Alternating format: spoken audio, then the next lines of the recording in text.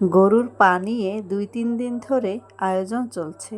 অবশেষে নান রুটি দিয়ে সবাই মিলে নিহারি খাচ্ছি। আসসালামু আলাইকুম everyone, welcome back to my channel. সবাই কেমন আছেন? আশা করি সবাই ভালো আছেন। আমিও আপনাদের দোয়ায় আলহামদুলিল্লাহ অনেক ভালো আছি।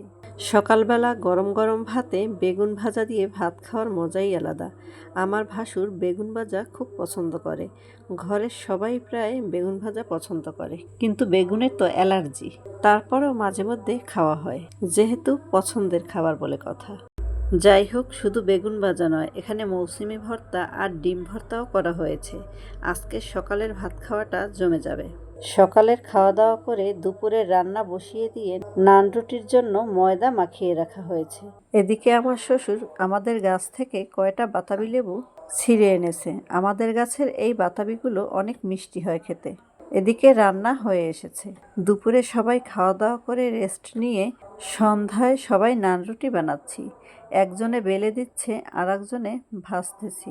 সবাই মিলে হাতে হাতে কাজ করলে কাজ তাড়াতাড়ি হয়ে যায়।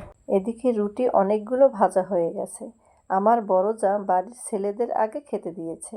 গরম গরম রুটি আর নিহারি মজার খাবার। বাড়ির ছেলেদের আগে খাইয়ে তারপর আমরা মহিলারা সবাই খেতে বসে গেছি। সবাই মিলে একসাথে বসে খাওয়ার মজাই আলাদা। আজকের ভিডিও এই পর্যন্ত। আমার ভিডিওটি কেমন হয়েছে অবশ্যই কমেন্টে জানাবেন। ভালো থাকবেন, সুস্থ থাকবেন। আল্লাহ হাফেজ।